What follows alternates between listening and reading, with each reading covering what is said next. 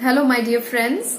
This is Sanjukta Dev, and today I wanted to discuss a topic which we all have been going through this last 6 months, and we are sailing through all together. So it's very important for us to get to know how can we get out of it together, right? And the first thing that we need to do to get out of it is to get out of the fear zone that is creating, this panic and this stress in our lives. So I wanted to talk to you about a scientific understanding of our body, which says that there are two types of nervous system in our body, which is parasympathetic nervous system and one is sympathetic nervous system. So the sympathetic nervous system is about, it's the fight and flight mode. So it is like in primitive animals and all those stuffs, you will see that they had to have this flight and fight mode because they had no other options. They were always scared whether some prey is going to attack them or not. So that has been there even in us, because we are we might be called humans, but we are actually animals. So we still have that primitive brain and the nervous system, which is sympathetic nervous system, and it is essential for us to protect us from danger. But what happened, like with the process of time, with evolution, our body has not evolved as much as the world has evolved, or the humankind in terms of civilization has evolved. So it is still having that sympathetic nervous system which has this fight and flight mode where anything scares us and we get into stress, anxiety, fear. But what happens is that there is another the nervous system which is the parasympathetic, which is the nervous system which gives the rest and helps us in digestion. That cannot work properly if the sympathetic nervous system is continuously in action. So the parasympathetic nervous system is actually responsible for the peace in the body, the rest that the body needs, the digestion that the body needs. This is what this is the work of the parasympathetic nervous system. But it cannot work properly if the sympathetic nervous system is always in action. All the time I'm scared of something or the other. Something comes up, I'm scared. It gets resolved, and okay, for some time I'm at peace, and again something else props up in our environment and we get scared. But in that process we unknowingly creating harm to our own body, because the parasympathetic nervous system is actually responsible for immunity.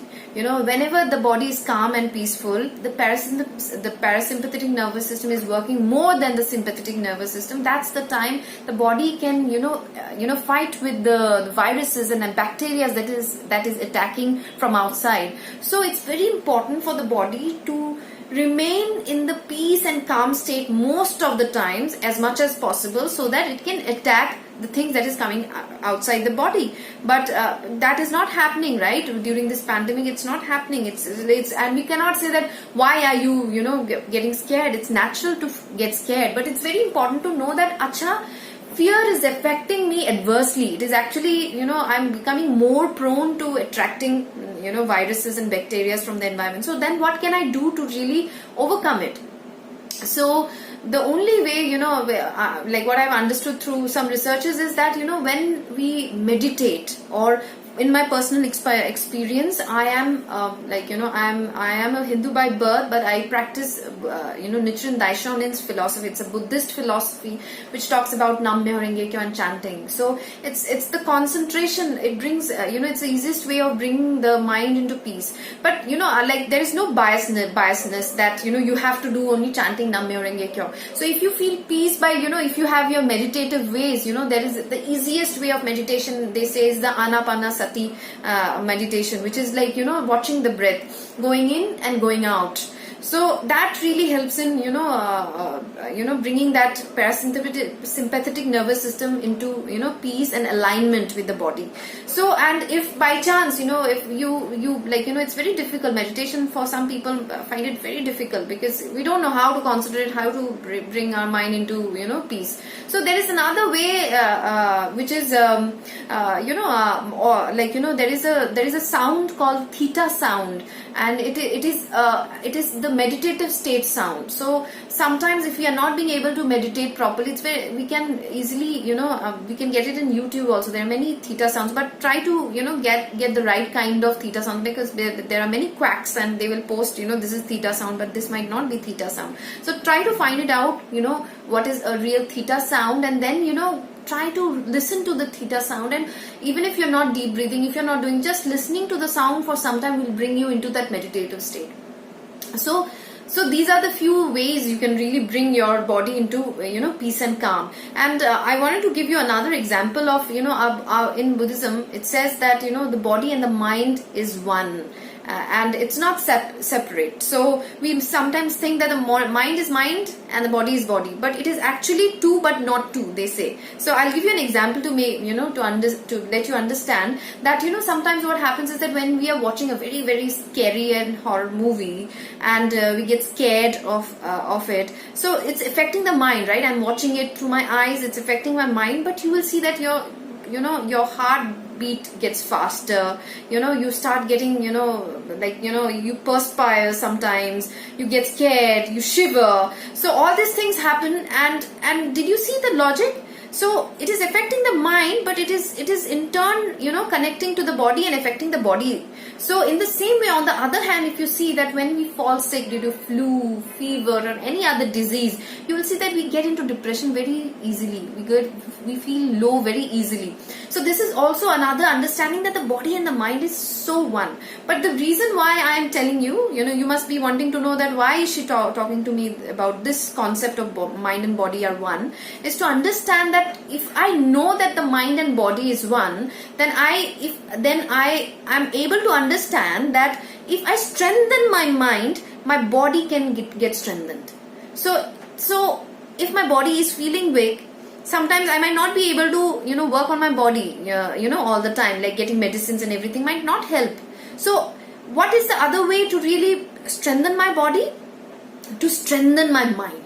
So this is why meditation and all these things help. Chanting and taking a lot of bringing prayers which are actually leading you to meditative state helps, because that is helping me to strengthen my mind, which is in turn affecting and strengthening my body, and it is helping me to attack the viruses and bacteria that is coming from outside and not letting it get in. And even if it gets in, if my mind is getting stronger, it has the capacity to allow the body to fight and win over it. So for example, my just next door neighbor, she many people are talking about diabetes and and people with old age, they are more prone. This lady, she had the spine, she had to go for a spine surgery, and during that procedure, before that, they had to take some normal tests, and she was found corona positive, and there was not a single symptom she had.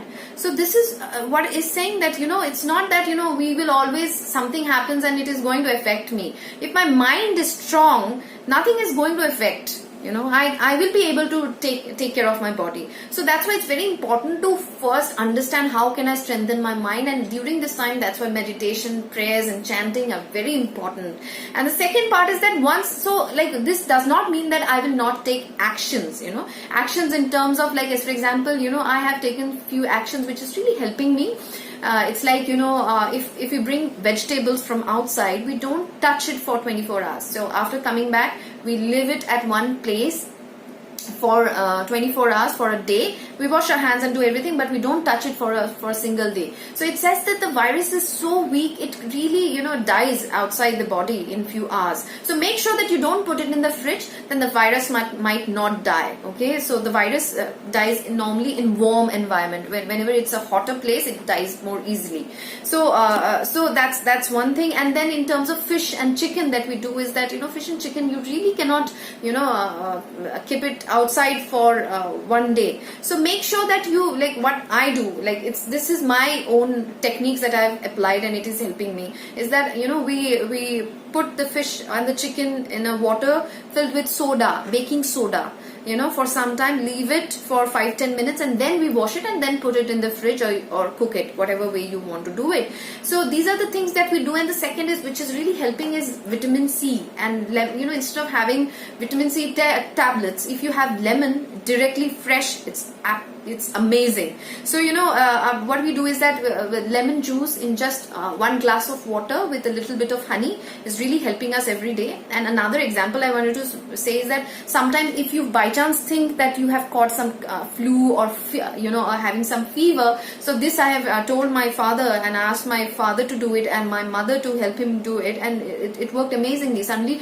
my brother actually is a doctor and he works in corona ward, so you can be thinking that how like panicky I might feel, but I don't feel panic, as because I've been chanting for quite some time. And another thing is that when my father got this corona, I don't know whether it's corona or not, let me not just assume it, but he had this normal flu and fever, and my mother got very worried about it.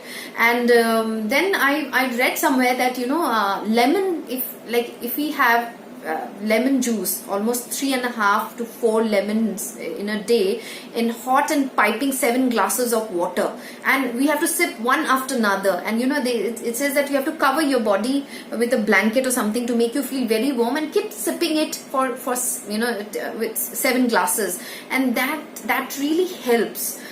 Because one of the reasons what I heard is that because the body temperature increases and the virus dies. So the viruses are very weak, so they cannot survive in higher temperature. So when I'm drinking a lot of hot water, and the second thing is I'm drinking a lot of vitamin C in it, then it is like instead of drinking 1 glass of lemon juice, I'm drinking 7 glasses of lemon juice with 3 to 4 lemons in a day.